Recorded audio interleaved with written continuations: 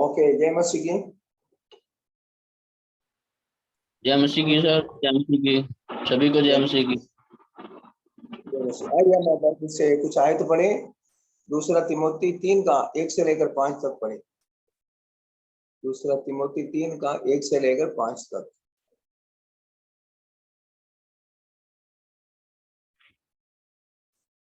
अंतिम दिनों में अधर्म, पर यह स्मरण रख कि अंतिम दिनों में कठिन समय आएंगे, क्योंकि मनुष्य स्वार्थी, लोभी, हिंगमार, अभिमानी, निंदक, माता पिता की आज्ञा टालने वाले, कृतघ्न, अपवित्र, दया रहित, क्षमा रहित, दोष लगाने वाले, असंयमी, कठोर, भले के बैरी, विश्वासघाती, ढीठ, घमंडी और परमेश्वर के नहीं परंतु सुख विलास ही के चाहने वाले होंगे। वे भक्ति का भेष तो धरेंगे, पर उनकी शक्ति को न मानेंगे। ऐसों से परे रहना। इन्हीं में से वे लोग हैं जो घरों में दबे पांव आते हैं। ओके, सो आइए हम प्रार्थना करें। स्वर्गीय पिता, धन्यवाद करते हैं प्रभु जी, ये वचन का पोर्शन जो हमने पढ़ा है प्रभु, हमें समझने के लिए सहायता करें, सीखने सिखाने के लिए भी मदद करें। यीशु मसीह का नाम से मांगते हैं, आमीन। सो हम जब 1 से लेकर 13 तक जब पढ़ते हैं, धर्म त्याग की बुराई, अंतिम दिनों में धर्म को त्यागा जाएंगे, उस चीज के बुराई के बारे में इधर बताया गया है।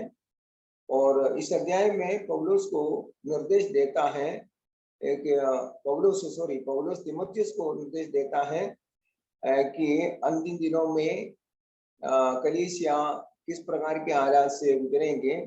तीमुथियुस को जागते रहने के लिए कहता है, क्योंकि बहुत झूठे भविष्यवक्ता, झूठे शिक्षक कलीसिया में आएंगे और अंतिम दिनों में और भी अधिक झूठे शिक्षकों को आने की संभावना है।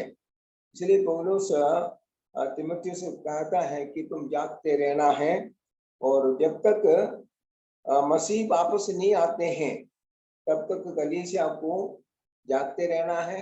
कठिनाई आएंगे, लेकिन उसमें से कूदना पड़ेगा। हम अनुशासन में बने रहें, तभी क्या है, प्रभु के आगमन में हम ऊपर उड़ाए जाने का योग्य बनेंगे। और 1 से 5 तक जब वो बात हम देखते हैं, वहां पर अंतिम दिनों में जो धर्म त्याग होगा, उनका स्वभाव के बारे में, उनके स्वभाव के बारे में यहाँ पर काफी बातें लिखे हैं। और तीमुथियुस को कहा गया है कि पर यह स्मरण रख कि अंतिम दिनों में कठिन समय आएंगे।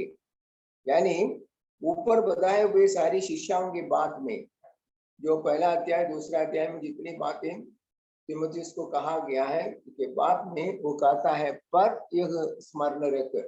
तो अंतिम दिनों में, अंतिम दिनों का मतलब है पौलुस जो पत्री लिख रहे थे उस समय से लेकर हमारे प्रभु के दूसरे आगमन तक का जो समय है, वो है अंतिम दिनों का मतलब इसका मतलब ये आज हमारे लिए भी लागू है। हम भी अंतिम दिनों में जी रहे। पौलुस और अन्य प्रेरितों का विश्वास था कि यीशु मसीह उनके ही समय में आएंगे।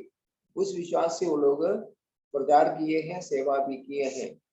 लेकिन जो प्रभु का आने का टाइम प्रभु की ओर से सुरक्षित है, वो प्रभु अपने टाइम पर आएगा।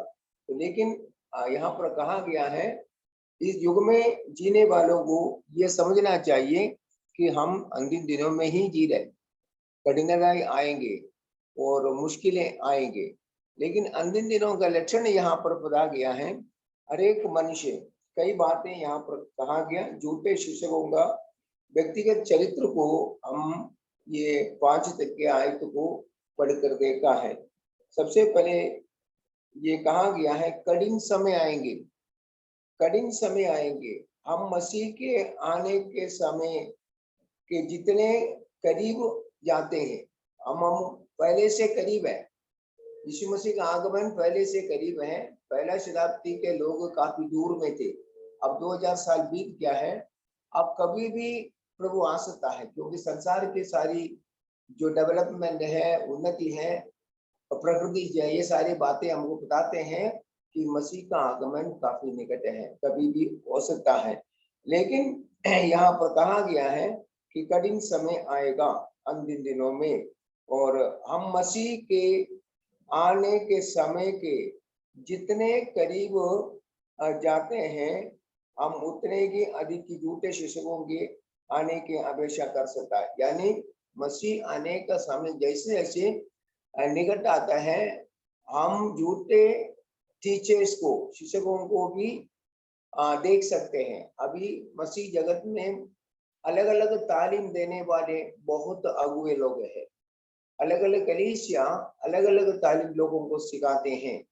हमारे जो मसीह जगत है अलग अलग झुंड में बांट चुका है। इन सब का रीजन एक ही है, कारण एक ही है, प्रभु का वचन। अलग अलग कलीसिया अपने अपने तालीम बना कर रखा है, उसी में लोगों को ले चलते, लेकिन वचन को इम्पोर्टेंस से बहुत कम देते हैं। हर कलीसिया के पास अपने एक रिवाज होता है, हर कलीसिया के बाद जो है अपने हिसाब से वो लोगों को सिखाते हैं। प्रेरितों की जो शिक्षा है वो हर कलीसिया में हम नहीं पा सकते हैं, क्योंकि हर कलीसिया को ज्यादा, कुछ कलीसिया अपने रीति रिवाजों को ज्यादा महत्व देते हैं, वचन को महत्व देता है, लेकिन उससे बढ़कर रीति रिवाजों को महत्व देते हैं। इस कारण क्या है, उनके कलीसिया में जाने वालों को सच्चाई के बारे में नहीं पता होता है, वो रीति रिवाजों के ऊपर ज्यादा महत्व देते हैं, उस पर विश्वास करते हैं। और कठिन समय आएगा, उसके बाद में कहता है झूठे शिक्षकों की, झूठे शिक्षकों के बारे में इधर पता गया है। झूठे शिक्षक आएंगे और उनका जो गुण है नीचे लिखे हुए बातों में हम देख सकते हैं झूठे शिक्षक लोग कैसे होंगे। कई बातें यहाँ पर बताया गया है, उनका स्वभाव, उनका नेचर कैसा होगा। पहली बात है कि वो स्वार्थी होंगे। झूठे शिष्य क्या है, वो स्वार्थी होंगे और दूसरे के चिंता न करते हुए वो अपने हर काम में स्वार्थता के साथ काम करेंगे। झूठे शिक्षक स्वार्थी होते हैं, दूसरों से प्रेम नहीं करते, वो प्रेम नहीं देखते, वो अपनी मतलब, अपना बिजनेस, अपना प्रॉफिट, अपना कमाई, ये है उनका चिंता। दूसरों के बारे में वो क्या है, सोचते नहीं है। तो कलीसिया की उन्नति नहीं है उनके लिए, कलीसिया का उन्नति कोई बात नहीं है, लेकिन कैसे भी हो उनको अपना प्रॉफिट मिलना चाहिए, अपने काम चलना चाहिए, यह है उनका नेचर। ऐसे लोग भी आएंगे, पौलुस तीमुथियुस कहता है ऐसे लोग आएंगे, इसलिए पौलुस को सतर्क रहना है। उसके बाद में जो है वो ये कहा है कि वो लोभी होंगे, स्वार्थी होंगे और लोभी होंगे। लोभी लोग होंगे, इसका मतलब है वे धन के पीछे करते हैं, धन को कैसे ज्यादा कमाना है, अब ज्यादा से ज्यादा धन कैसे बटोरना है, वो चीज करते हैं। आज बड़े बड़े ग्रुप में आपको पता है तेल बिकता है, अभिषेक बिकता है, पता नहीं क्या क्या बिकता है। जो हमारा बाबा लोग आश्रम खोल के रखा है, वैसे बड़े बड़े जो ग्रुप के पास से हर चीज को बिकता है, यहाँ तक सीटिंग अरेंजमेंट भी बिकता है। मैंने सुना है एक ग्रुप में अगर सामने आपको बैठना तो वो गोल्डन लाइन है, गोल्डन लाइन के लिए आपको 50,000 रुपये देना पड़ेगा सीट के लिए। उसके पीछे की जो लाइन है वो सिल्वर लाइन है, सिल्वर लाइन में बैठने के लिए आपको 25,000 रुपये देना पड़ेगा। इसी तरह सीट भी बेचते हैं, ये क्या बिब्लिकल है क्या? लेकिन उसी बड़े ग्रुप में लोग जाते हैं, कितना पैसा देते हैं, यूं ही झूठे शिक्षक लोग अमीर बन जाते हैं। लेकिन जो सच्चाई में सेवा करने वाले प्रभु के दास लोग हैं, वो अभी भी किराए के मकान में रहते हैं, किराए के मकान में रहते हुए सेवा कर रहे हैं। उनके पास थोड़े से लोग रहते हैं, लेकिन लोग जो है झूठे शिक्षकों के पीछे बहुत लोग जाते हैं, धन कमाते हैं। अगर जब हजारों लोग उधर इकट्ठे होते हैं, एक व्यक्ति अगर 10-20 रुपया भी रोज डाला तो कितना लाख रुपए उनका कमाई होता है। तो कमाने का तरीके वो बना कर रखा है, लेकिन वचन की सच्चाई को नहीं सिखाते। फिर हमने सुना एक पार्ट से ऊपर से गोल्ड गिरा के देता है, सोना गिरा के देता है। मैं किसी का नाम नहीं लेना चाहता हूँ। तो ये सब क्या है, बिब्लिकल है क्या? ये सब वचन के अनुसार है क्या? ये वचन के अनुसार नहीं है। वो पौलुस ने जो पहले कहा था उसी के अनुसार सब कुछ हो रहे हैं। वो लोग लोभी होंगे, वो लोभी होंगे और धन कमाने के लिए क्या है, वो धर्म को त्यागेंगे, सच्चाई को त्यागेंगे और सत्य का पालन नहीं करेंगे। उनका देवता धन है, उनका परमेश्वर धन है, इसलिए वो लोभी लोग होंगे। आगे को हम कहते हैं, नेक्स्ट पॉइंट है बी कुमार, वो परमेश्वर या उनके सत्य का आदर नहीं करते हैं, वो खुद को घमंडी होकर अपनी बातों को आगे रखते हैं, वो डिगमार होते हैं और बड़ी बड़ी बातें वो कहते हैं। ये भी अंतिम दिनों का झूठे शिक्षकों का लक्षण है, अंतिम दिनों का लक्षण है। तो वो क्या है, परमेश्वर या उनके सत्य को आदर नहीं करते हैं। इतने हम अपने जो भाइयों को देखे, वो लोग जिस कलीसिया में जाते हैं वहां पर सच्चाई नहीं है, लेकिन उनसे आप बात करने जाओ तो क्या है कि वो लोग आपकी बातों को नहीं मानेंगे। वो बहुत जल्दी क्या है आपसे झगड़ा करेंगे, बहुत जल्दी आपसे झगड़ा करेंगे।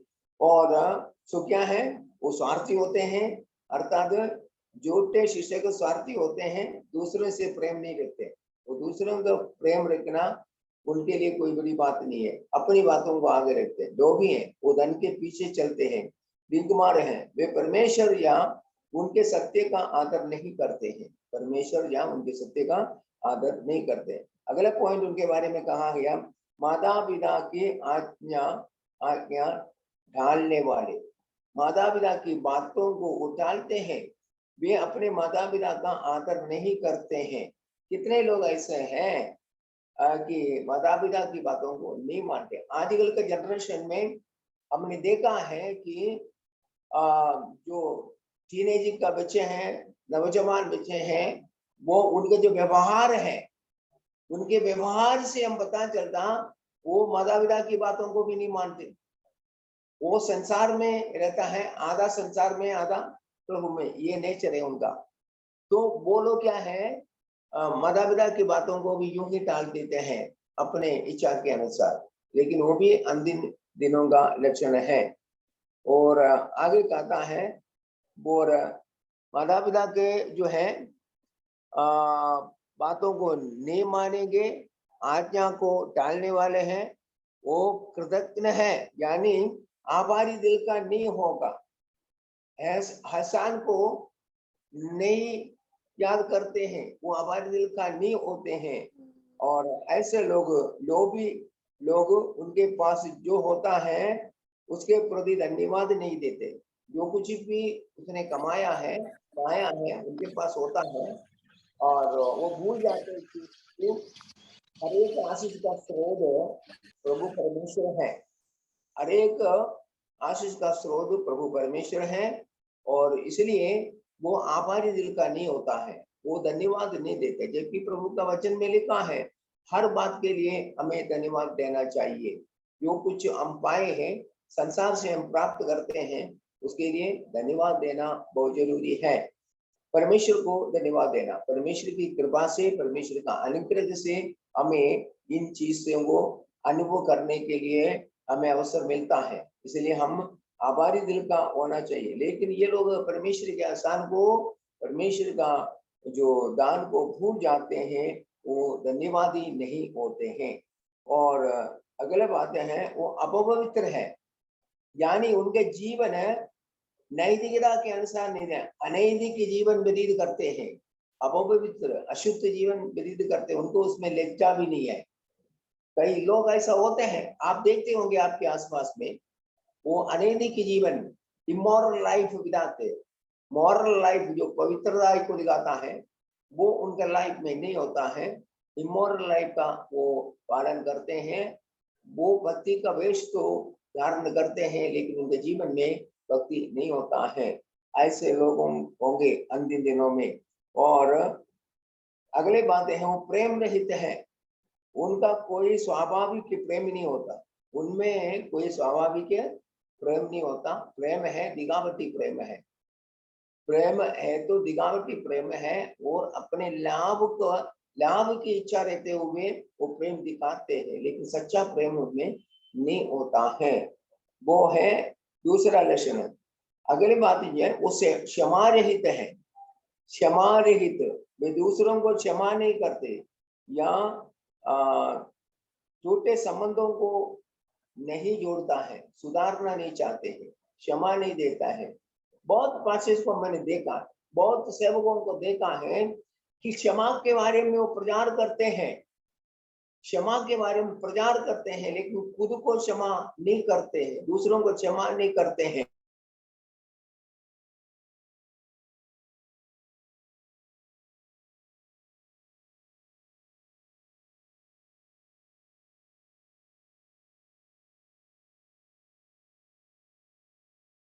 क्षमा करेगा तब स्वर्गीय पिता भी तुम्हारे अपराधों को क्षमा करेंगे। अगर तुम क्षमा नहीं करते हैं, तुम्हारे अपराधों को परमेश्वर क्षमा नहीं करेगा।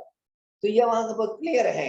अगर हम क्षमा नहीं करेंगे, मैं चाहे जितना बड़ा पास्टर भी क्यों ना हो, क्षमा करने का दिल अगर मेरा पास नहीं है तो परमेश्वर मेरे पापों को क्षमा नहीं करते हैं। इसलिए हम में से कोई भी क्षमा रहित नहीं होना चाहिए। हम जितना हो सके सबको हम क्षमा दे दें। क्षमा करना परमेश्वर का नेचर है, परमेश्वर का नेचर है, परमेश्वर का स्वभाव है, परमेश्वर का गुण है। परमेश्वर क्षमा करता है। परमेश्वर अगर क्षमा नहीं करता है तो हम में से कोई भी पापों की क्षमा प्राप्त नहीं कर सकते हैं। प्रभु कहता है कि अगर हम अपने पापों को माने, अगर हम अपने गलतियों को माने तो परमेश्वर हमें क्षमा करता है। अगर परमेश्वर हमें क्षमा करता है तो हमें भी कितना दूसरों के अपराधों को क्षमा करना चाहिए। लेकिन ये जो झूठे शिक्षक हैं वो क्षमा रहित है, वो क्षमा नहीं करते हैं। लेकिन हम में से कोई भी ऐसा नहीं होना चाहिए, ये परमेश्वर की इच्छा नहीं है। और वो दोष लगाने वाले, अगली बात तो हम इधर पढ़ते हैं, वो दोष लगाने वाले हैं। और तीसरे आयत में हम देखते दोष लगाने वाले, वो दूसरे के ऊपर यूं ही दोष लगाते, कोई भी कारण नहीं होगा, कोई भी कारण नहीं होगा, वो दोष लगाते हैं। लेकिन अपने आप को वो कभी भी ये नहीं कहते कि मेरे अंदर भी कमी है, मेरे अंदर भी कमी है करके वो नहीं मानते, दूसरों के ऊपर दोष लगाते रहते हैं। तो ऐसे लोगों को परमेश्वर के पास पहुंच नहीं है, क्योंकि परमेश्वर का नेचर नहीं है। और खास करके हम रोमियो के पत्री में हम पढ़ते हैं कि दूसरों के दास के ऊपर दोष लगाने के लिए तुम्हें क्या हक है, तुम्हारे क्या अधिकार है, क्योंकि वो परमेश्वर का दास है, दूसरे का दास है, तुम्हें उसमें दोष लगाने का कोई हक नहीं है। तो हमें किसी के ऊपर दोष लगाने के लिए परमेश्वर अनुमति नहीं देता है। तो हम जहां तक हो सके हम सबके साथ प्रेम भाव से रहे। और इस संसार में प्रेम से बढ़कर कुछ नहीं है। और एक शत्रु को भी अगर हम प्रेम से बात करेगा तो शत्रु का मन बदल सकता है, शत्रु का मन बदल सकता है, संभावना है। तो हमें उस बात के लिए कोशिश करना है, दोष नहीं लगाना। वे दूसरे के बारे में बुरी बातें कहते हैं, प्राय ऐसी बातें कहते हैं जो सच नहीं होते।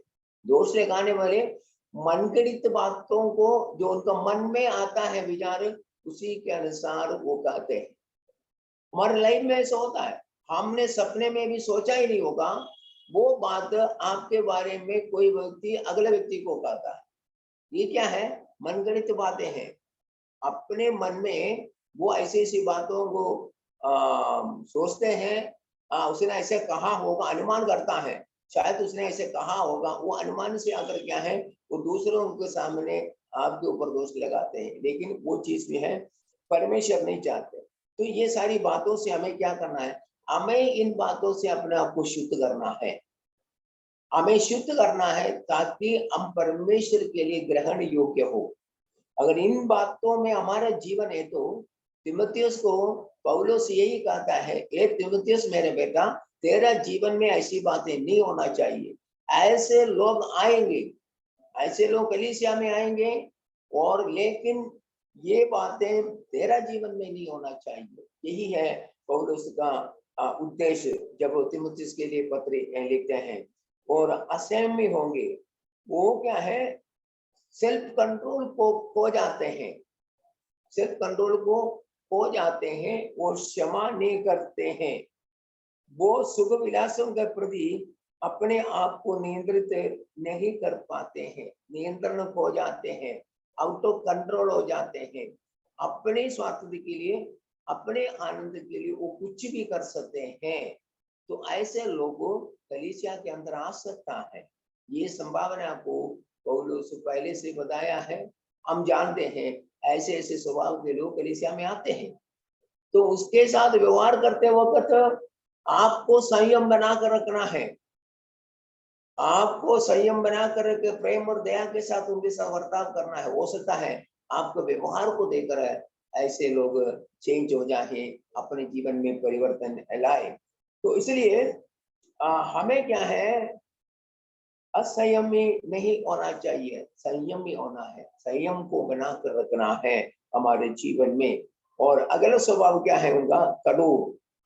वो लोग कठोर होता है, और ऐसे स्वभाव के लोग 30 का लाश में पढ़ते हैं, कठोर है, वो कठिन हृदय वाले हैं, वे दया रहित होते हैं, दया नाम पर कोई चीज उनके पास नहीं होते हैं, और अपने शब्दों से दूसरों को चोट पहुंचाते हैं। कुछ भी जो मुंह में आते बोल देते, ये सोचता नहीं इसका परिणाम क्या होगा, ये भी नहीं सोचता सुनने मैं जिसके बारे में ये कह रहे, जिसको ये कह रहे, उनका मन में किस प्रकार का चोट लग सकता है। ऐसे कठोर कठोर स्वभाव के लोग आता है, उनके अंदर प्रेम नाम पर कोई चीज नहीं है, उनके नाम पर दया नाम पर कोई चीज नहीं। इसलिए तीमुथियुस तो सतर्क रहना, तुम्हारे अंदर ये नेचर ट्रांसफर नहीं होना चाहिए, तुम्हें संयम रहकर सेवकाई को पूरा करना है। अगर तुम भी ऐसे होंगे तो तुम्हारा भी नामो निशाना नहीं रहेगा। तो ये गलत काम करने वालों का जो जिंदगी है, वो लाइफ है, वो लंबा नहीं है, थोड़े टाइम के लिए वो भूलते हैं, भलते हैं, लेकिन बहुत जल्दी क्या है, उनका नाम मिट जाते हैं और उनका जो काम आगे नहीं बढ़ता है। लेकिन सच्चाई का जो पालन करते हैं वो युगानुयुग जीवित रहता है, युगानुयुग लोग उनको याद करते हैं। लेकिन ऐसे ऐसे लोग जो हमने इधर चर्चा किया है, उनका लंबा नहीं आयु नहीं होता है, ज्यादा टाइम के लिए वो रहते भी नहीं है। और अगले बातें हैं, भले काम के वैरी हैं, कठोर हैं और भले काम के वैरी हैं। उनका जीवन परमेश्वर के स्वभाव के विरुद्ध है, जबकि परमेश्वर भला है, वो सबको भला करता है। एक ही सूरज है, एक ही सूरज सबको बांट के दिया है। बरसात आते वक्त परमेश्वर ये नहीं देखता है कौन धर्मी है, कौन सही आदमी है, कौन गलत आदमी है, सबको पानी देता है। सबके लिए परमेश्वर बरसात को भेजता है, बारिश को भेजता है, तो सबको पानी देता है। पृथ्वी एक ही है, इसमें बुरे लोग हैं, भले लोग हैं, सबको क्या हर बरसात में बरसात देते हैं और हर मौसम देते हैं। तो इसी तरह परमेश्वर सबको साथ भला करते हैं। परमेश्वर को चाहिए तो दुष्टों को 1 मिनट में खत्म कर सकते हैं, लेकिन परमेश्वर ऐसे करते नहीं, क्योंकि परमेश्वर एक टाइम रखा है, इन सब चीजों का न्याय का एक समय रखा है। वो समय में परमेश्वर अवश्य करेगा, दुष्टों का अंत करेंगे। लेकिन तब तक क्या है, और नकली बीज भी रहेंगे, असली बीज भी रहेंगे, लेकिन फल से पता चलेगा, उनका जो फल है उसे पता चलेगा कौन नकली है कौन असली है। तो एक कटनी रखा है अंतिम दिनों में, उसमें नकली बीजों को काट कर क्या है जलाने के लिए दे देगा। तो वो दिन परमेश्वर ने तय कर रखा है, भले काम के वैरी होते हैं। अगली बात है, विश्वासघाती है, वो लोग विश्वास सिखाते हैं। आयत 4 के शुरुआत में बढ़ते हैं, विश्वासघाती, वे दूसरों के साथ ईमानदार नहीं होते, ईमानदार नहीं होते हैं और एक दूसरे से विश्वासघात करते हैं। कलीसिया के अंदर भी हो सकता है, बाहर भी हो सकते हैं, खास करके सेवक लोगों में भी इस प्रकार के लोगों को हम देख सकते हैं। एक वो डिनोमिनेशन से डिनोमिनेशन जंपिंग करते रहता है और एक जगह टिकते काम नहीं करते हैं, और वो एक मतलब धोखा देते हुए एक जगह से दूसरी जगह से तीसरी जगह इसी तरह जाते रहता है, वफादार नहीं हो पाते हैं, वो विश्वासघाती होता है। कई बार वो वायदे तो करते हैं, वायदा करके मुकर भी जाते हैं। ऐसे लोग अंतिम दिनों में आएंगे करके प्रभु दास हमें यहाँ पर याद दिलाता है। तो इसलिए ये सारी चीज तिमोथियुस, आज का तिमोथियुस को, आज जितने भी तिमोथी मुझे सुनते हैं, आप सबके लिए यही संदेश है, हम इन सारे बुराइयों से बच के रहना है। हम इन सारे बुराई से बचे, ये सारी बुराई हमारा जीवन में नहीं होना चाहिए। फिर क्या है, वो उतावले होते हैं, वो उतावले होते हैं, वे संयम या दयालु नहीं होते, परंतु परमेश्वर के सभी नियमों को अनदेखा कर देता है। सभी नियमों को अनदेखा कर देता है। उतावली में आकर कुछ भी काम वो करते हैं, संयम नहीं बनाकर रखता है। तो हम भी कभी भी कोई डिसीजन आपको लेना हो, कहीं भी कोई काम आपको करना हो, हम किसी से बात भी करना हो, 2 बार सोचे, 2 बार सोचने के बाद जवाब दे दे, वो अच्छा स्वभाव है। अगर एकदम में आकर आधा सुनकर अगर हम जवाब देने जाएगा तो सारे मामला गड़बड़ हो जाते हैं। कई लोगों का यही है प्रॉब्लम, वो आधा सुनते हैं, आधा सुनकर ऐसे तबले में क्या है, वो अपने स्टेप देखते हैं, वो आपके लिए और मेरे लिए हानिकारक है। वो स्वभाव हमारे जीवन में नहीं होना चाहिए। वो परमेश्वर के नहीं, वरना सुख विलास ही के चाहने वाले होते हैं। अगला उनका लक्षण है, परमेश्वर के नहीं, वरना सुख विलास ही के चाहने वाले होते हैं।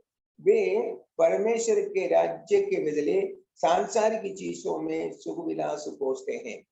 तो परमेश्वर के राज्य का आनंद और खुशी उनके लिए कोई विषय नहीं। संसार में कैसे कुछ उनको आनंद मिल सकता है, वो लस्टफुल डिजायर के पीछे चलते हैं।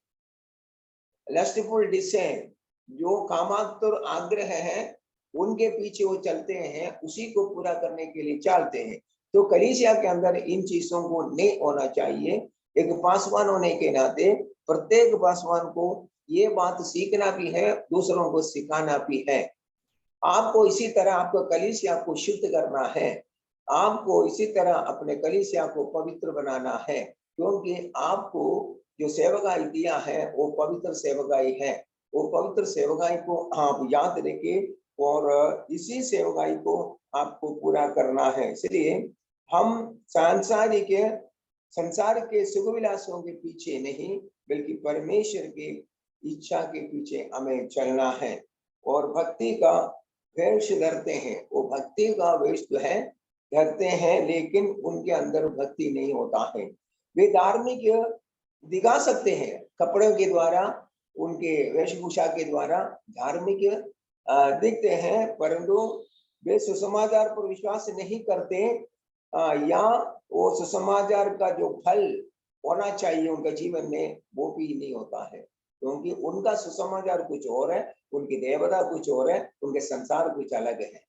देखने में वो भक्त लगता है, भक्ति दिखाते हैं, कलीसिया में आते जरूर है, लेकिन उनके अंतःकरण में और कुछ विचारों को लेकर वो चलते हैं। इस कारण वो फलदायक नहीं होता। जो फल परमेश्वर चाहता है वो उनके जीवन में नहीं होते हैं। तो इसलिए हमने देखा है कि अंतिम दिनों में जो झूठे शिक्षक आएंगे, उनका स्वभाव क्या है, वो स्वार्थी है, लोभी है, बेईमान है, माता पिता की आज्ञा ढालने वाले हैं, और क्या है, आभारी मन के नहीं होते हैं, अपवित्र हैं, प्रेम रहित हैं, क्षमा रहित हैं, दोष लगाने वाले हैं, असंयमी हैं और कठोर हैं, और भले कामों के वैरी हैं, और विश्वासघाती हैं, उतावले में आकर फैसला लेने वाले हैं, और परमेश्वर के नहीं, वरना सुख विलास के ही चाहने वाले होते हैं। ये सारी बातें जो है झूठे शिष्यों का लक्षण है। आइए हम आगे बढ़ेंगे। अभी 6 से लेकर 9 तक बढ़िएगा, 6 से लेकर 9 तक पढ़िए। अभी तक हमने 1 से लेकर 5 तक पढ़ा था, 6 से लेकर। इन्हीं में से वे लोग हैं जो घरों में दबे पांव घुस आते हैं और उन दुर्बल स्त्रियों को वश में कर लेते हैं, जो पापों से दबी और हर प्रकार की अभिलाषाओं के वश में है, और सदा सीखती तो रहती है, पर सत्य की पहचान तक कभी नहीं पहुंचती। जैसे यन्नेस और यम्ब्रेस ने मूसा को विरोध किया था, वैसे ये भी सत्य का विरोध करते हैं। ये ऐसे मनुष्य हैं जिनकी बुद्धि भ्रष्ट हो गई है और वे विश्वास के विषय में निकम्मे हैं, पर वे इससे आगे नहीं बढ़ सकते, क्योंकि जैसे उनकी अज्ञता सब मनुष्यों पर प्रकट हो गई थी, वैसे ही इनकी भी हो जाएगी। आमीन। Praise the Lord. सो यहाँ पर इस समय का धर्मत्याग के स्वभाव को यहाँ पर बताया गया है कि अंतिम दिनों में क्या क्या औसता है। मेनली यहाँ पर 6 में हम पढ़ते हैं कि झूठे शिक्षक लोग किसको वश में करते हैं, किसको वश में करते हैं करके हम देखें। इन्हीं में से वे लोग हैं जो घरों में देवे पाव घुस आते हैं। देवे पाव, उनको मालूम है अगर कोई चोर घर में घुस रहा है तो वो चिल्लाते हुए और आवाज निकालते हुए कभी नहीं आता ना, वो लोग आते हैं आराम से किसी जानवरों को देखा होगा, और जो आपने टीवी में देखा होगा, शेर भी जो है दिवे पर बैठे रहता है, जब मौका आता है उस टाइम वो अपने जो है अटैक करते हैं दूसरे जानवरों के ऊपर। तो इसी तरह ये झूठे शिक्षक लोग हैं, आपको पता नहीं चलेगा, धीरे धीरे अपने जो है चालाकी से वो घर घर में जाते हैं, घर घर में प्रवेश करते हैं। प्रवेश करके सबसे पहले वो किसको हाथ में लेते हैं, वहां पर लिखा है 6 में, दुर्बल स्त्रियों को। उन दुर्बल स्त्रियों को, सारे स्त्रियों को नहीं है, उन दुर्बल स्त्रियों को वश में कर लेते हैं, जो पापों से देवी और हर प्रकार की अभिलाषाओं के वश में है। वो स्त्रियां अलग अलग, सारे स्त्रियों के लिए नहीं कहा। हर कलीसिया में हम देखते हैं कई स्वभाव के स्त्रियां होता है, जैसे पुरुष होता है वैसे स्त्रियां भी होता है। वो भी भक्ति का वेश धारण करते हैं, लेकिन उनके नेचर में और कोई स्वभाव आप देख सकता है। बुरे नजर से लोगों को देखना, बुरे नजर रखना, और ये जो चीज है हम कलीसिया के अंदर देख सकता है। और खास करके बाइबल स्कूल कोई पवित्र जगह नहीं है। अब ये मत समझना बाइबल स्कूल बहुत पवित्र जगह है। शैतान सबसे ज्यादा बाइबल स्कूल में अटैक करता है, बाइबल स्कूल में अटैक करता है, क्योंकि उसको मालूम है यहाँ पर पढ़ने वाले लड़कियां और लड़के अगर वचन के अनुसार अपने जीवन को बदल दिया तो उसके राज्य में लोग आने में कम हो जाएगा। शैतान को तो पवित्र लोगों का जरूरत नहीं है, अपवित्र और अशुद्ध लोगों का जरूरत है, पापी और अधर्मी लोगों का जरूरत है, क्योंकि उसको मालूम है यही लोग मेरे साथ नरक में जा सकता है। इसलिए पवित्र लोग जिनके मन, इनका विवेक शुद्ध है, सच्चे दिल से जो परमेश्वर की आराधना करते हैं, उनका जरूरत उनको नहीं है। लेकिन क्या करेगा हम, वो अटैक करेंगे और हमें नाना प्रकार के अभिलाषा में फंसाने के लिए वो कोशिश करेंगे। तो इसलिए यहाँ पर भी क्या है, वो शक्तिशाली स्त्रियों के पास, सामर्थ्य स्त्रियों के पास नहीं जाते हैं, लेकिन जो दुर्बल है, स्वभाव में दुर्बल है, फैसला लेने में दुर्बल है और समझ में दुर्बल है, ज्ञान में दुर्बल है, ऐसे स्त्रियों के पास वो जाते हैं, उनको वश में कर लेता है। और वो क्या करता है कि ऐसे लोगों को विभावने वाली बातें कह करके हम उनको वश में करते। ये ऐसा क्यों लिखा है पौलुस, क्योंकि हम उस समय एफेसस के बारे में जो पढ़ते हैं, स्त्रियां लोग खास करके बहुत कम स्त्री लोग होते थे पढ़े लिखे, और उन दिनों में एफेसस में स्त्रियां कम शिक्षित थी, क्योंकि कम पढ़े लिखे होते थे, बहुत कम लोगों के पास पढ़ाई होते थे, और वो भोली भाली स्त्रियां हैं, उनको जितना भी समझा हो वो नहीं समझेंगे सही बातों को, और उन झूठी शिक्षाओं के बहकावे में आसानी से आ जाती थी। जब झूठे शिक्षक आकर उनको बहकाने वाली बातें, निभावने वाली बातें बोलते हैं, आसानी से वो आते हैं। लेकिन जो सच्ची शिक्षा है वो पाने के लिए उनका बुद्धि का विकास नहीं होता है। गलत बातों के लिए क्या है, वो जल्दी उसके ओर आकर्षित होते हैं। ऐसे स्त्रियों को झूठे शिक्षक ढूंढ कर निकालते हैं और उनको अपने वश में खींच लेता है। तो वही इसी पृष्ठभूमि में, इसी कॉन्टेक्स्ट में पौलुस कहता है कि झूठे शिक्षक लोग क्या करते हैं, दुर्बल स्त्रियों को अपने वश में करते हैं। और उसका मुख्य कारण यही है कि उन दिनों में स्त्रियों के पास पर्याप्त पढ़ाई नहीं है, लेकिन 21वीं शताब्दी में ऐसा नहीं है। अधिकांश लोग जो है पढ़े लिखे हैं, फिर भी पढ़े लिखे होने के बावजूद भी अगर आपके पास सच्चा ज्ञान नहीं है, बाइबल के ज्ञान जो है सच्चा ज्ञान नहीं है, तो आप कभी भी फिसल सकते हैं, गिर सकते हैं, शैतान आपको धोखा दे सकते हैं। इसका अर्थ यही नहीं है कि ये स्त्रियां पुरुष से अधिक कमजोर थी। अन्य बातों में वो कमजोर नहीं है, लेकिन कुछ एरिया में क्या है, कमजोर है, पर झूठे शिक्षक के बहकाने में आते हैं। और समाज में उनके द्वारा बहुत अच्छे अच्छे काम होता है, लेकिन भक्ति की बातों में आकर क्या है, तो धोखा खाते हैं। झूठे शिक्षक लोग आकर उनको धोखा देता है, उसमें वो फंस जाते हैं। और इसलिए साथ हम देखेंगे, साथ में क्या लिखा है, साथ में लिखा है और सदा सीखती तो रहती है पर सत्य की पहचान तक कभी नहीं पहुंचती। ऐसे स्त्री लोग क्या है, सीखते हैं, वो सीखते हैं। ये झूठे शिक्षक अच्छे विद्यार्थियों के समान प्रतीत होते हैं। झूठे शिक्षक जो है अच्छे शिक्षक के रूप लेकर उनके सामने आते हैं और उनको सिखाने के लिए कोशिश करते हैं।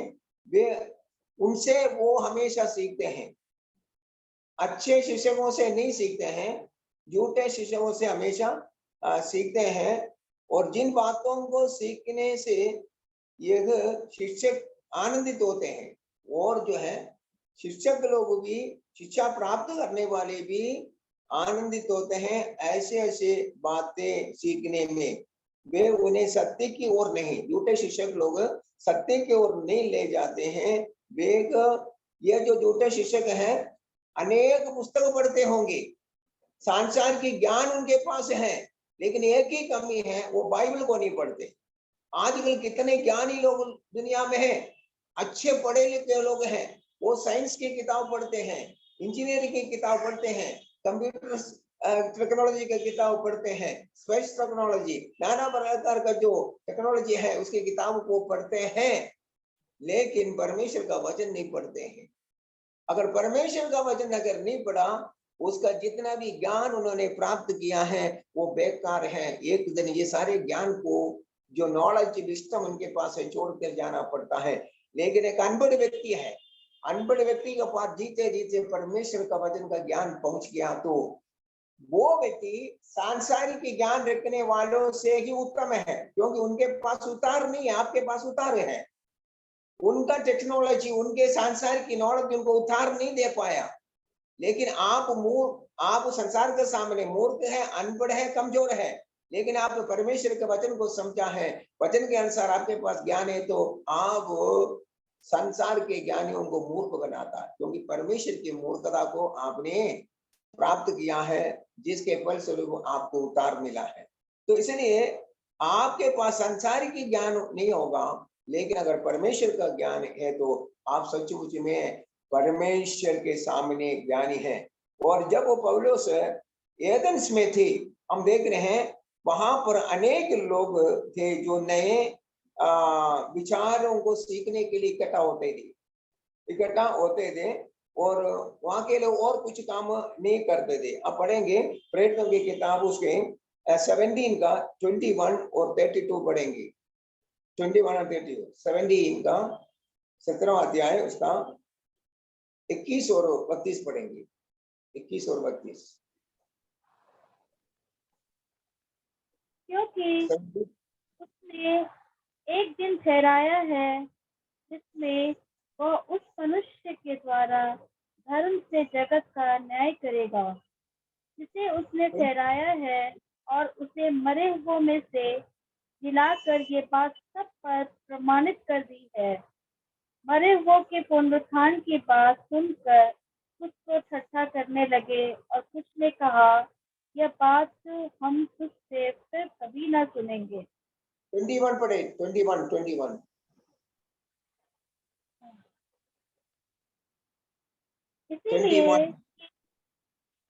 इसीलिए कि सब एथेंस वासी और परदेसी जो वहां रहते थे नई नई बातें कहने और सुनने के सिवाय और किसी काम में समय नहीं बिताते थे।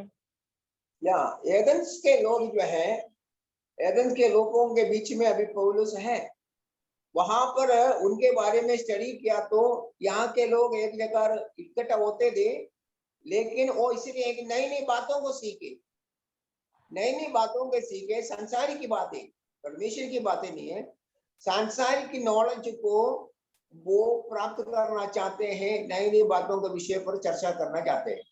यहीं पर है पौलुस का जो मिशन है इतना सक्सेसफुल नहीं हुआ है। एथेंस का जो मिशन इतना सक्सेसफुल नहीं हुआ। कुछ लोगों ने, थोड़े लोगों ने ही पौलुस के प्रचार सुनने के बाद विश्वास किया। कारण क्या है? वो भी वहां पर ज्ञान बांटा है, वो ज्ञानी लोगों के सामने ज्ञान बांटा, तो वो ज्ञानी लोगों को परमेश्वर का ज्ञान जो पौलुस बांट रहा था वो उनको स्वीकार ही नहीं होता है। वो और भी बात सुनने चाहते हैं, वो लोग कहते हैं हम फिर तुमसे सुनेंगे। लेकिन अन्य जगह पर आप देखते हैं पौलुस पुनरुत्थान की सामर्थ्य से वचन बांटते थे, चमत्कार होते थे, लोग उद्धार प्राप्त करते थे। लेकिन यहाँ पर जो ज्ञान के पीछे पौलुस गया तो ज्ञानी लोगों को समझाने गया तो वो लोग तो समझते नहीं है, वो तो नई नई बातें सुनते रहना है। तो वहां पर ज्यादा लोग पौलुस की बात सुनकर विश्वास में नहीं आते, थोड़े से लोग विश्वास में आते हुए हम देख रहे हैं। तो संसार में ज्ञान है, हम ये नहीं करें, सारे जो आविष्कार करते हैं और जिनके पास ज्ञान है वही करते हैं। लेकिन हमको मालूम है इनमें से अधिकतम कुछ लोग जो है परमेश्वर का भय मानने वाले हैं, काफी साइंटिस्ट हैं, तो वो तो सांसारिक ज्ञान होने के बावजूद भी वो घमंड नहीं करते, वो परमेश्वर के ऊपर विश्वास रखते हैं। ऐसे बहुत साइंटिस्ट लोग हैं, वो तो आदर के योग्य हैं। लेकिन कुछ लोग हैं पौलुस के जमाने में जिन लोगों के बारे में जब बताते हैं उनके पास सांसारिक ज्ञान है लेकिन बाइबल का ज्ञान नहीं, इसलिए क्या है वो लोग उतार प्राप्त नहीं करते थे। और वो 8 पढ़िएगा, 8 में क्या है, पहला कुरिन्थी 3:8 में क्या कहता है, नेक्स्ट पॉइंट है, वैसे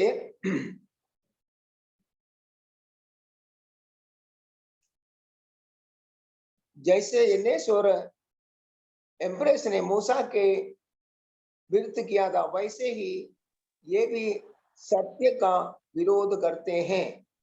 ये ऐसे मनुष्य हैं जिनके बुद्धि भ्रष्ट हो गई है और वे विश्वास के विषय में निकम्मे हैं, विश्वास के विषय में निकम्मे हैं। वो सत्य के विरुद्ध जाते हैं, सत्य को वो अपनाते नहीं है। सच्चाई को अर्थात परमेश्वर के सच्चाई मसीह यीशु के द्वारा मानव जाति को उद्धार के लिए परमेश्वर ने जो योजना बनाया है वो योजना के खिलाफ जाने वाले, उसको एक्सेप्ट करने में वो तैयार नहीं है। वो परमेश्वर के वचन को नहीं मानते हैं, संसार की बातों में ज्यादा रुचि रहते हैं। और यहाँ पर यन्नेस और एम्प्रेस का वर्णन किया है, लेकिन इनके बारे में कोई जानकारी हमें बाइबल में नहीं मिलते हैं, इसलिए हम रेफरेंसेस के बारे में आपको नहीं दे सकता है। और यहूदी लोग ऐसा विश्वास करते हैं कि ये दोनों जादूगर थे जो मिस्र देश में मूसा के खिलाफ अपने तंत्र मंत्र की शक्ति से चमत्कार करने के लिए कोशिश किया है। निर्गमन जो है 7:11 में हम देखते हैं जादूगरों के बारे में।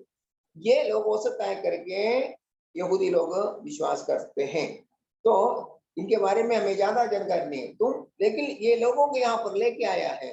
कारण क्या है, वो सत्य का विरोध करते थे, ये दोनों सत्य का विरोध करते थे। आजकल जितने चमत्कार हो रहे हैं हम ये नहीं कह सकता है सारे चमत्कार परमेश्वर की ओर से होते हैं, क्योंकि हमको सुनने में आया है कुछ पास्टर लोग ऐसे भी हैं जो मुस्लिम का जो जिन है, जिनका जो विद्या है वो सीख करके ये भी चमत्कार करते हैं। ये सारे सुनने वाली बातें हैं। तो मेरे कहने का हो सकता है, हम ऐसा विश्वास कर सकते हैं, हो सकता है तंत्र मंत्र के शक्ति करने वाले पासवान लोग भी हमारे बीच में हो सकता है। अगर है तो ये बड़ा बुरी बात है, नहीं होना चाहिए, क्योंकि परमेश्वर ने खुद कहा है जो मुझ पर विश्वास करता है ये काम तो करेंगे, जो मैं करता हूं ये काम तो करेंगे, लेकिन इससे बढ़कर भी करेंगे, क्योंकि मैं पिता के पास जाता हूं।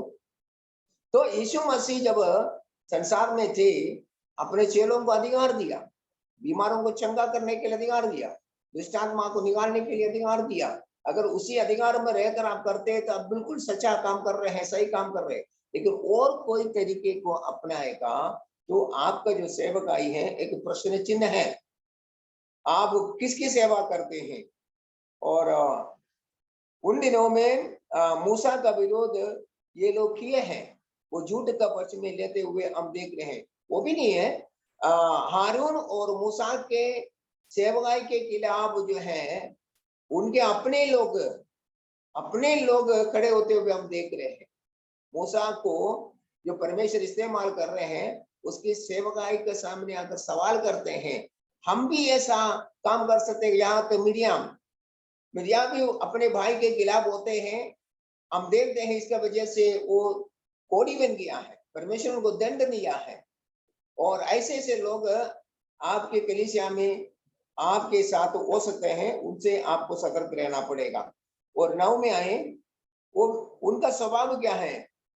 उनका जो विकास रुक जाते हैं करके हम इधर देखते हैं, पर वे इससे आगे नहीं बढ़ सकते, वे इससे आगे नहीं बढ़ सकते, क्योंकि जैसे उनकी अज्ञानता सब मनुष्यों पर प्रकट हो गई है, वैसे ही इनकी भी हो जाएगी। यानी बीते दिनों में जिन लोगों का अज्ञानता, उनका बेवकूफी प्रकट हो गया है, वैसे इनका भी हो जाएगा। इसलिए सत्य का पालन करना हमारे लिए बेहद जरूरी है। वे अपने विचारों को फैलाने में असमर्थ रहेंगे, क्योंकि यदि एक दिन परमेश्वर उनके इस बुराई को प्रकट करेगा, वो दिन परमेश्वर ने तय करके रखा है। अभी जंगली पौधे और सच्चा जो पौधे एक साथ बढ़ रहे हैं, लेकिन कटने के समय में परमेश्वर अलग करेगा दोनों को। तो इसलिए उनका जो दिन है ज्यादा दिन का नहीं है और थोड़े दिनों का है। वो थोड़े दिनों में वो कोशिश कर रहे हैं ज्यादा से ज्यादा गिड़बड़ी कलीसिया के अंदर करने की, लेकिन उनका जो गिड़बड़ी का दिन है वो खत्म हो जाएगा, परमेश्वर उनको अन्याय करेगा। झूठे शिक्षक घमंडी होते हैं, झूठे शिक्षक घमंडी होते हैं, वो दूसरों से आदर पाना चाहते हैं, आदर पाना चाहते हैं। और इसलिए हम प्रभु का वचन के अनुसार हम कह सकते हैं उनका अंत हो जाएगा। अभी हम 10 और 11 पढ़ेंगे, 10 और 11 जल्दी पढ़िए। परंतु तूने उपदेश, चाल चलन, मनसा, विश्वास, सहनशीलता, प्रेम, धीरज और सताए जाने और दुख उठाने में मेरा साथ दिया। और ऐसे दुखों में भी जो अंतिकिया और इकुनियम और लुस्रा में मुझ पर पड़े थे, और अन्य दुखों में भी जो मैंने उठाए, परंतु प्रभु ने मुझे उन सब से छुड़ा लिया। Okay, thank you. तो यहाँ पर पौलुस जो मुख्य बात 12 तक पढ़ते वक्त जो मुख्य बात बताया गया है क्या है कि प्रत्येक व्यक्ति पर जितने लोग मसीह यीशु में भक्ति के साथ जीवन बिताना चाहते हैं वे सब सताए जाएंगे। उनके लिए सताव है जो भक्ति के साथ जीवन बिताना चाहते हैं। पौलुस का जीवन इसका गवाह है, उदाहरण है। और हम देखते हैं तीमुथियुस ने पौलुस का उदाहरण का अनुसरण किया है।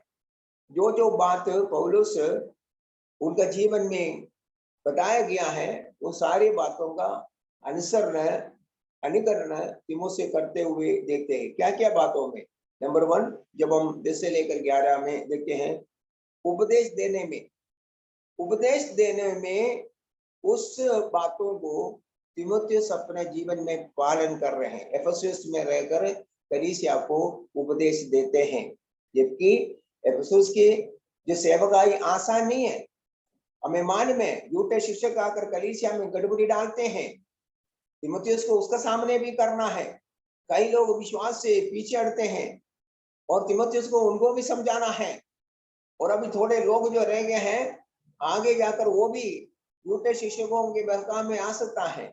इसलिए इतनी परेशानी के बीच में वो सेवा कर रहे हैं, लेकिन वहां पर रहते हुए पौलुस से जो उपदेश उसने पाया है, उस उपदेश का अनुकरण किया है। और चाल चलन, पौलुस का जो चाल चलन था, लाइफस्टाइल था, उसी के अनुसार तीमुथियुस यहाँ पर जीवन में बिताते करके हम देखते हैं। और पौलुस का मनसा के अनुसार वो यहाँ पर सेवा करते हैं। विश्वास, पौलुस का जो विश्वास है, उस विश्वास को बनाकर रखता है। और पौलुस के जीवन में हम सहनशीलता को देखते हैं, वो ही सहनशीलता तीमुथियुस के जीवन में पौलुस देखना चाहते हैं। प्रेम और धीरज में ये सेवा करने के लिए पौलुस तीमुथियुस को कहता है। और पौलुस के सदाव का भी अनुभव से होकर तीमुथियुस को गुजरना पड़े हैं। और 3 जगह का नाम इधर बताया है, अंताकिया में, इकुनियुस में, लुस्त्रा में। ये 3 जगह पर पौलुस के जीवन में सदाव आए हैं, लेकिन वो सारी जगह पर पौलुस इसको साधते हुए सेवकाई करते गया है। अंताकिया में जो प्रॉब्लम हुआ है, वो प्रेरितों के किताब 13 का 14 और 51 में हम देखते हैं। और इकुनियुस में जो सदाव आया है, प्रेरितों की किताब 14 का 1 से लेकर 7 तक हम देख सकते हैं। लुस्त्रा में वो 14 का 8 से लेकर 23 तक के आयतों में हम देख सकते हैं। वो ज्यादा लंबे आयते हैं, इसलिए हम पढ़ना नहीं चाहते हैं। और आप केवल लिखना तो लिख सकते हैं। अंताकिया के सदाव के बारे में 13 का 14 और 51 में हम देखते हैं। इकुनियुस में जो सदाव हुआ है, प्रेरितों की किताब 14 का 1 से लेकर 7 तक हम पढ़ते हैं। और लुस्त्रा में जो सदाव हुआ है, उसका 14वां अध्याय का जो है 8 से लेकर 23 तक में आप पढ़ सकते हैं। तो हम आगे बढ़ेंगे। उसका 12 पढ़िएगा, 12 पढ़े, 3 का 12।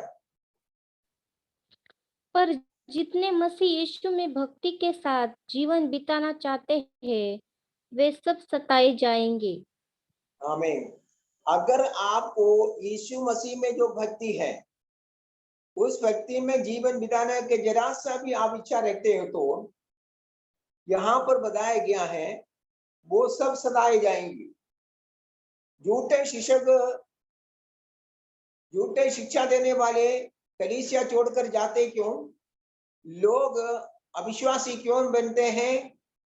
क्योंकि आने वाले सताव से वो डरते हैं।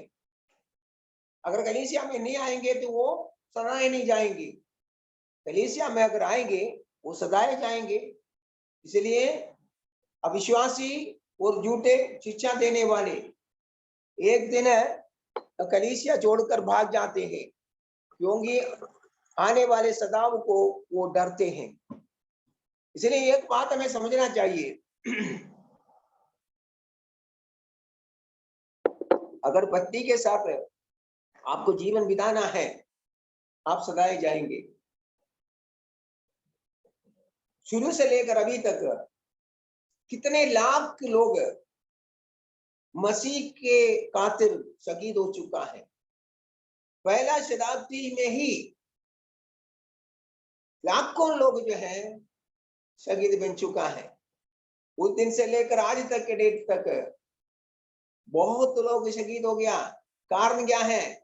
वो भक्ति के साथ जीवन बिताना चाहते हैं। जितने लोग भक्ति के साथ जीवन बिताना चाहेंगे, वो सब सदाए जाएंगे। मुझे सुनने वाले भाई बहन समझना चाहिए, अगर आपको अपने भक्ति को बराबर बना कर रखना है, तो आपके ऊपर भी सदाव आने का संभावना है, आ सकता है। लेकिन उस समय क्या हम अभी से तैयार रहे? अभी से अपने मनों को तैयार करें, चाहे कुछ भी हो जाए।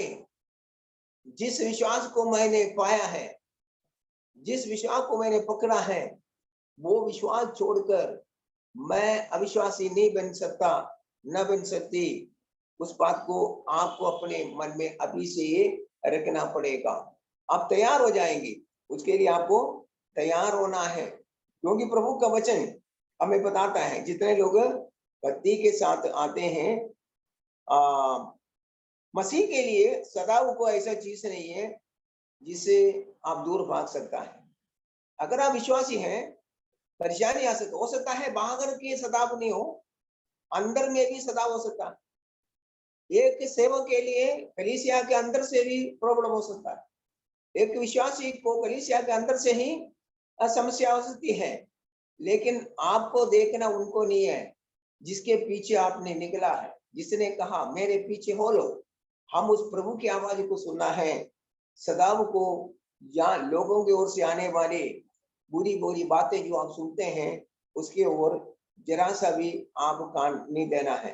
पौलुस कहता है कि सभी गंभीर विश्वासियों को सदाव आएगा। जो विश्वास में गंभीर है, विश्वास में जो गंभीर है, जो विश्वास का जीवन बिताना चाहता है, उनको सदाव आएगा। इसका अर्थ यह है कि जो सदाव से बचने की कोशिश करते हैं, शायद वे गंभीर विश्वासी नहीं। आप भक्ति के साथ जीवन बिताना नहीं चाहते हैं, आप जैसे भी हो, आप अपने टाइम काटना चाहते हैं, लेकिन आप गंभीर होना नहीं चाहते हैं। यदि आप सदाव से बचने की कोशिश करते हैं, तो इसका अर्थ यह है, यह हो सकता है कि आप सुसमाचार से लज्जित हैं, सुसमाचार से लज्जित है।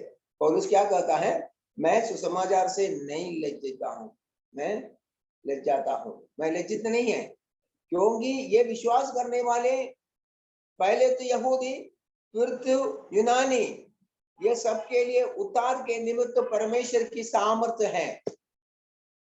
वचन जो आप सुनते हैं, सुसमाचार जो आप सुनाता है, उसमें एक सामर्थ्य है।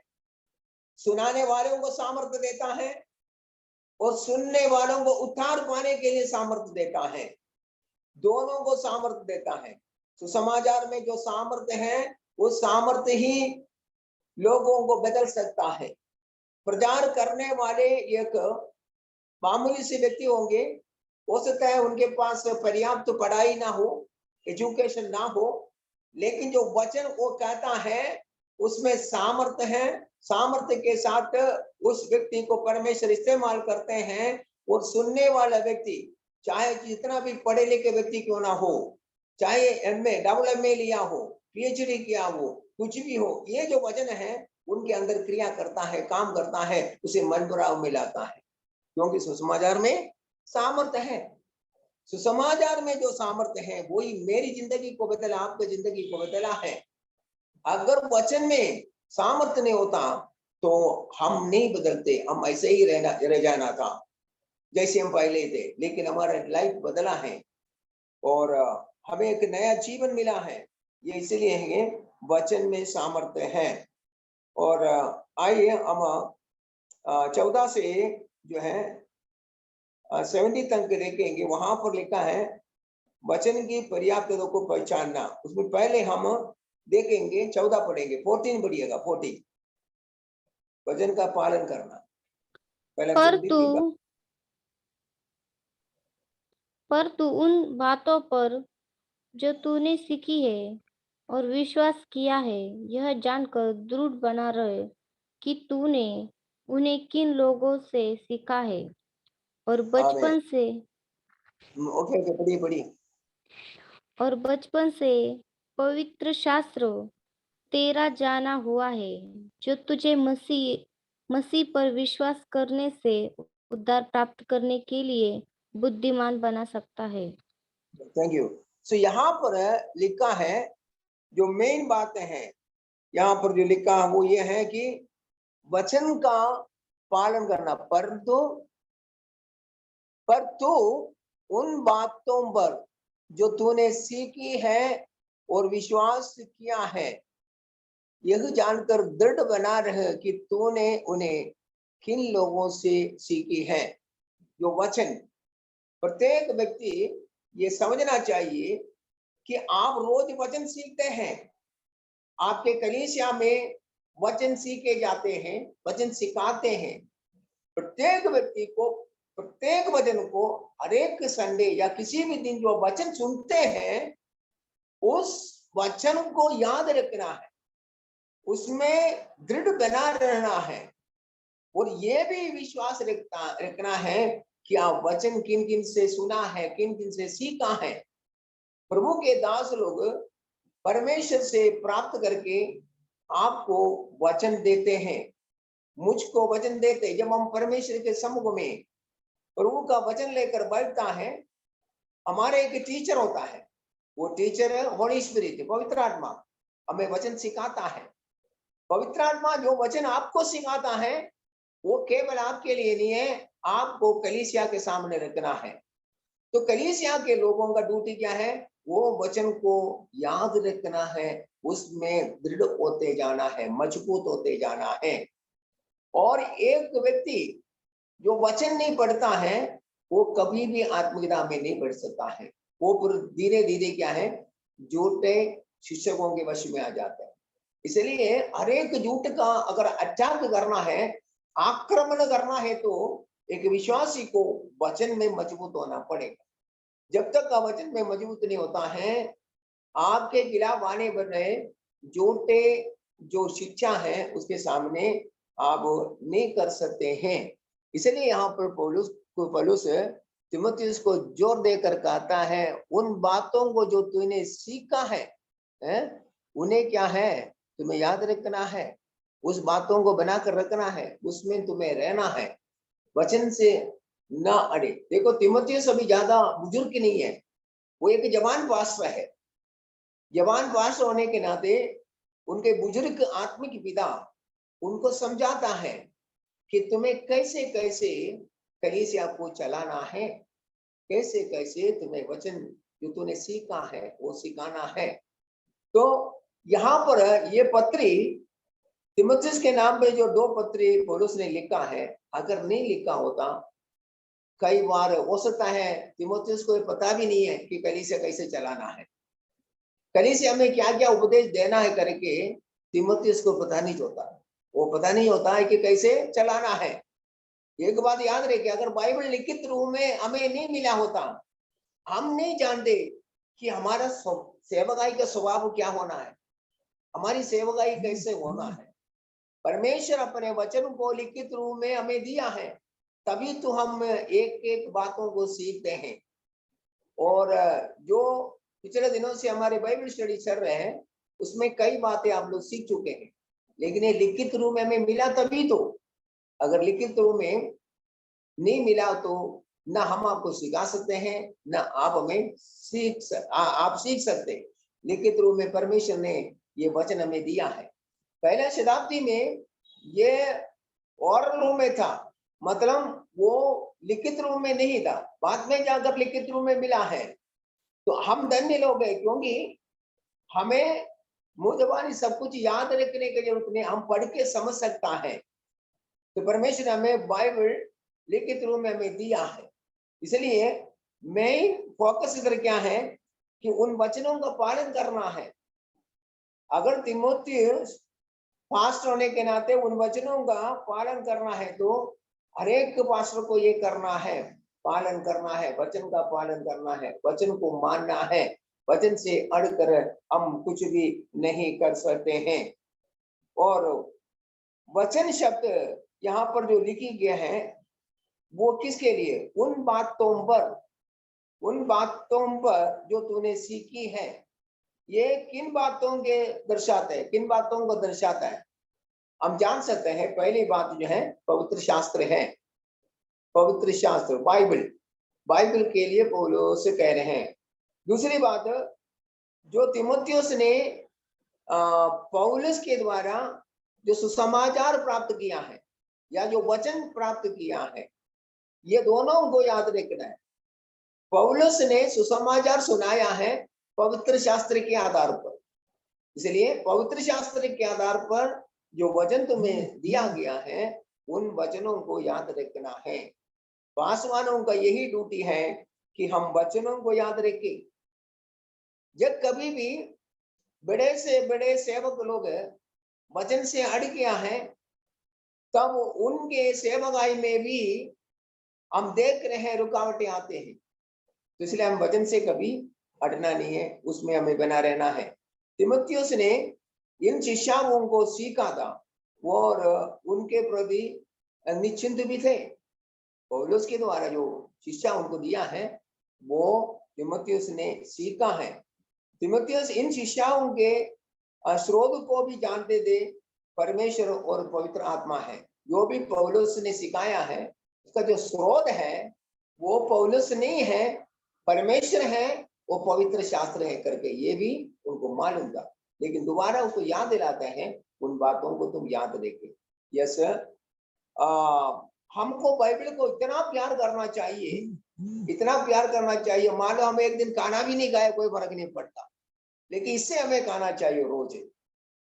बाइबल से रोज खाना है, क्योंकि हमारे आत्मिक इंसान अगर तंदुरुस्त होना है तो ये खाना हमको चाहिए। यीशु मसीह ने इस्राएलियों को क्या कहा? जो कोई ये खाना खाएगा, संसार के खाना खाएगा, वो फिर भूखा होंगे। सामरी स्त्री को क्या कहा है? जो कोई इस पानी पिएंगे वो फिर प्यासा होंगे, लेकिन जो पानी मैं देता हूं वो अगर कोई इसमें से पिएगा तो फिर कभी प्यासा नहीं होंगे। वो अपने वचन के लिए कहा है। यीशु मसीह ने वहां पर अपने वचन के लिए कहा। इसलिए हमें वचन में बढ़ते जाना है, वचन को याद रखना है, वचन में निरंतर हमें बढ़ते रहना है। और अभी हम 15 देखेंगे। 15 में क्या लिखा है? केवल 15 पढ़िए। और बचपन से पवित्र शास्त्र तेरा जाना हुआ है, जो तुझे मसीह पर विश्वास करने से उद्धार प्राप्त करने के लिए बुद्धिमान बना सकता है। वचन के द्वारा हम उद्धार के लिए बुद्धिमान बनते जाते हैं। तीमुथियुस के जीवन में यह हुआ। बचपन से लेकर ये वचन तीमुथियुस को जाना हुआ था, क्योंकि उनके नानी और मम्मी दोनों भक्त स्त्री थे। उन दोनों ने तीमुथियुस को बचपन से ही वचन सिखाया। यहीं पर है संडे स्कूल का महत्व। कई कलीसिया में संडे स्कूल नहीं है, पास्टरों को टाइम नहीं है, तो दूसरा कोई चर्च का जो बड़े लोग हैं, बुजुर्ग लोग हैं, उनको ड्यूटी दे दो संडे स्कूल सिखाने के लिए। संडे स्कूल के बच्चों को वचन सिखाना है। संडे स्कूल होना चाहिए आपके चर्च। एक तो स्टूडेंट हो, ये मत सोचना मेरे चर्च में तो ज्यादा लोग है नहीं, एक ही होगा, एक बच्चा होगा। वो एक बच्चा के लिए आपको संडे स्कूल करना पड़ेगा। अगर आप इस बात में लापरवाही है, आप तो बड़े लोगों के लिए प्रचार करते हैं। अरे एक शादी में जब हम जाते हैं, बड़े लोग भी खाते हैं, छोटे लोग भी खाते हैं ना। छोटे लोगों को भी खाना देता है, बच्चों को भी खाना देता, बड़ों को भी खाना देता। एक पास्टर को प्रचार करते वक्त बड़े लोगों को दिमाग में रखना है, यूथ लोगों को दिमाग में रखना है, टीनेज लोगों को दिमाग में रखना है, छोटे बच्चों को भी दिमाग में रखना है। सबके लिए आपको खाना देना है। ये नहीं है केवल बड़े लोगों को आप प्रचार करते रहे, उनके ऊपर आप ध्यान दे। नो, फिर आपके जो बाकी जवान बच्चे हैं, टीनेज के बच्चे हैं, वो भूखा मरेंगे। यही कारण है कई जवान लोग विश्वास में मजबूत नहीं हो पाते, आप उनके ऊपर ध्यान नहीं देते हैं। इसलिए पासवानों को ये याद रखना है कि मैं सबके लिए खाना देना है, मेरा ड्यूटी है, मुझे सबके लिए खाना देना है। एक ही मैसेज है जो आप बड़ों के लिए कहता है, उसमें छोटे लोगों को भी दे सकता है। बस आपको परोसना आना चाहिए, बांटना आना चाहिए। अगर खाना बांटना आपको आता है, आप सबको खाना बांटेंगे। तो हमारे शरीर के लिए, संसार में अगर हम ऐसे करते हैं तो आत्मिक मनुष्य के लिए कितना खाना चाहिए? एक इंसान बिना खाना खा के कई दिन भूखा रह सकता है, लेकिन आत्मिक भूखापन आपका जीवन में आया, कंगाल आया, अकाल आया है तो वो आदमी जल्दी मर जाते हैं। तो इसलिए हमें क्या करना है, तिमुथियुस को मेनली कहा गया है वचन उतार के लिए बुद्धि देता है, वचन का इंपॉर्टेंस इधर बताया गया है। और तिमुथियुस इस वचन को बचपन से ही जानते हैं। कैसे कि वो क्या है, बचपन से जाना है करके हमने पहला तिमुथियुस में पढ़ा था कि उनके नानी, उनकी माँ, ये सब क्या है भक्त स्त्री लोग थे, उनको सिखाते थे। तो बचपन से जाना हुआ है तिमुथियुस प्रभु का वचन को। इसलिए तिमुथियुस को क्या जोर देकर यह पौलुस कहता है, जो तुझे मसीह पर विश्वास करने से उद्धार प्राप्त करने के लिए बुद्धिमान बना सकता है। ये वचन जो है मसीह यीशु में जो उद्धार है, वो उद्धार प्राप्त करने के लिए तुम्हें बुद्धिमान बना सकता है। देखिए तिमुथियुस एक विश्वासी है। अभी इधर पौलुस क्या करे, तुम एक विश्वासी है, तुम एक पास्टर भी है, लेकिन हमें क्या है उद्धार होना चाहिए। कौन सा उद्धार? ये वो उद्धार नहीं है जो पहले बार हमने यीशु मसीह पर विश्वास करते वक्त हमने पाया, लेकिन जो वर्तमान समय में तुम्हारे सेवकाई में नाना प्रकार के प्रॉब्लम है, नाना प्रकार के जो समस्या तुम सामना कर रहे हैं, उससे अगर तुम्हें बाहर निकलना है तो तुम्हें वचन को याद रखना पड़ेगा। ये वचन तुम्हें बुद्धिमान बना सकते हैं। हम याकूब के पत्र 1:5 में पढ़ते हैं, यदि तुम में किसी को बुद्धि की कमी हो तो हमें क्या करना चाहिए? यदि तुम में बुद्धि की कमी है तो परमेश्वर से मांगे, परमेश्वर से मांगे जो बिना हुलादना, अर्थात विदाउट एनी पार्शियलिटी, पक्षपात के बिना सबको उदारता से लिबरली देता है। हमें बुद्धि चाहिए। बुद्धि किस लिए चाहिए? आप किसी ऐसे मोड में आकर खड़े हैं, आपको डिसीजन लेना है, लेकिन आपको समझ में नहीं आता, कोई समस्या आपके चर्च में, आपको डिसीजन लेना है, लेकिन आपके पास सोचने के बावजूद भी कितना भी सोचो कोई रास्ता दिखाई नहीं दे रहे।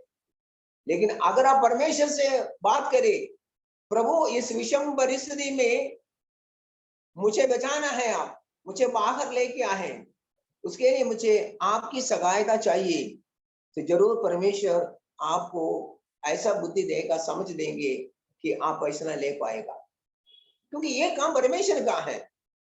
हम सीमित बुद्धि वाले हैं, हम थोड़े से जानते हैं, पूरा ज्ञान हमारा पास नहीं है, हम थोड़े थोड़े जानते हैं, अंश अंश हम जानते हैं। तो वो उतने ज्ञान में क्या है, हम हर समस्या का हल हमेशा नहीं कर सकता है। और इस बार परमेश्वर ने आपको बुद्धि दिया, हो सकता है अगले बार पूरे की समस्या आया, उसमें भी आपको परमेश्वर का मदद चाहिए, परमेश्वर आपको मदद करना है। उसके लिए भी क्या है, परमेश्वर से आपको बात करना पड़ेगा, आपको प्रार्थना करना पड़ेगा। और यहाँ पर एक मुख्य बात है, तिमुथियुस बचपन से ही इस बात को जानता है।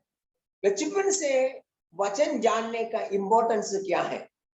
आप आइएगा नीति वचन में, आइए नीति वचन 22:6 पढ़े, नीति वचन 22:6 ये ले पढ़े।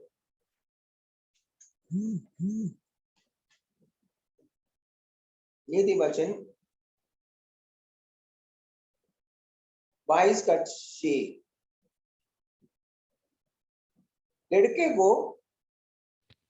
लड़के को उसी मार्ग की शिक्षा दे जिसमें उसको चलना चाहिए, और वह बुढ़ापे में भी उससे न हटेगा।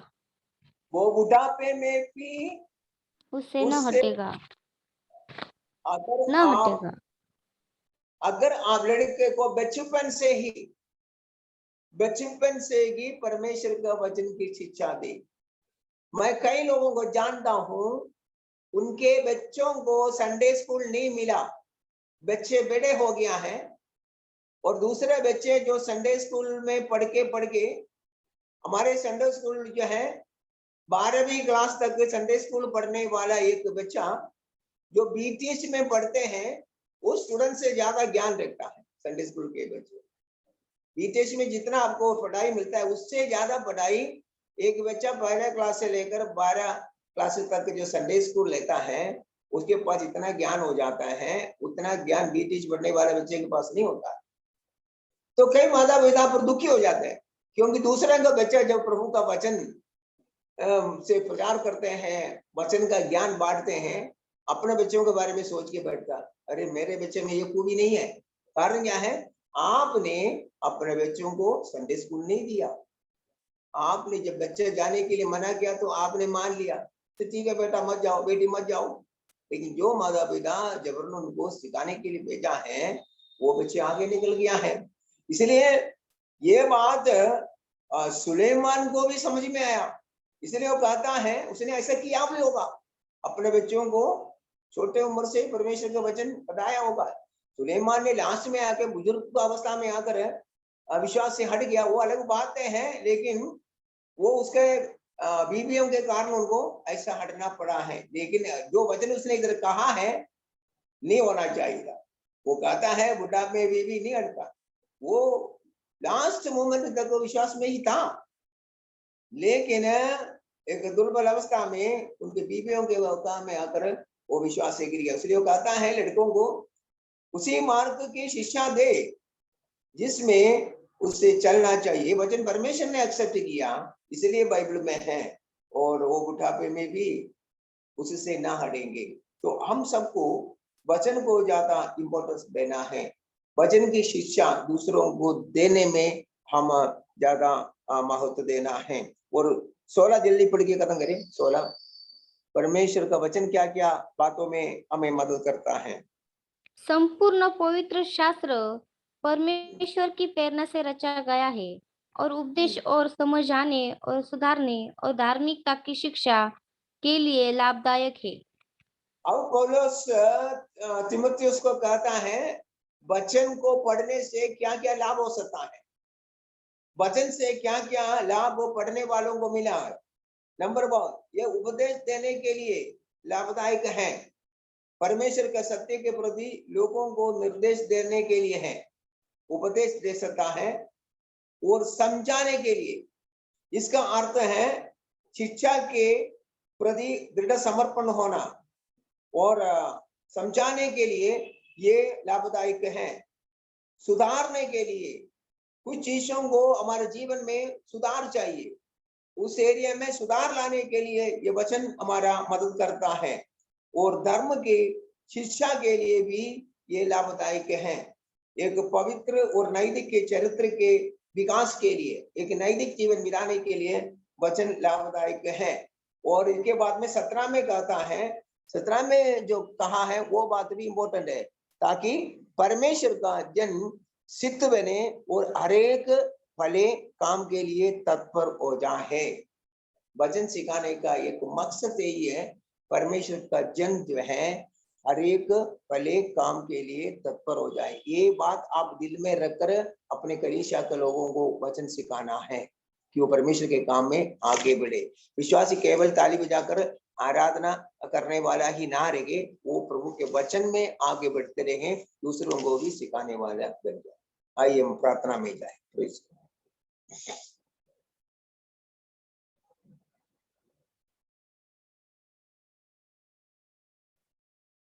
प्रार्थना करें।